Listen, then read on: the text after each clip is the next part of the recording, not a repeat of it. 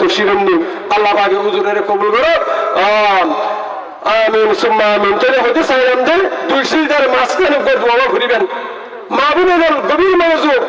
দুই সিজদার মাঝখানে দোয়া মাঝে পাঁচজন কথা আল্লাহ রসুল বয়ান বানাতেন আল্লাহুম্মা গফিরলি ওয়ারহামনি ওয়াহদিনি ওয়াআফিনি ওয়ারযুকনি।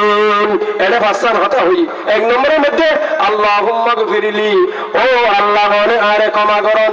আল্লাহুম্মা গফিরলি, ও আল্লাহ অনে আরে ক্ষমা করুন, আয় দোষী অনে আরে ক্ষমা করুন। দ্বিতীয় নম্বরের মধ্যে ওয়ারহামনি, ও আল্লাহ অনে আর প্রতি রহমত করুন, অনে আর প্রতি রহম করুন, দয়া করুন আল্লাহ। তিন নম্বর মধ্যে ওয়াহদিনি, ও আল্লাহ অনে আরে হেদায়েত দান করবেন আল্লাহ, আরে পথ ভ্রষ্ট নগরগণ, আরে গুমরা নগরগণ, আরে হেদায়েত দান করবেন ওয়াহদিনি।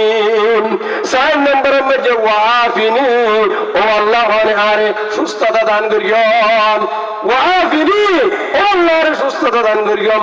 শরীরের মাঝে বিয়ারাম নদিয়ান, জটিল বিয়ারাম নদিয়ান আল্লাহ ওয়াআফিনি। পঞ্চম নম্বরের মাঝে ওয়ারযুকনি, ও আল্লাহ অনে আমাকে রিজিক দান করুন সুবহানাল্লাহ।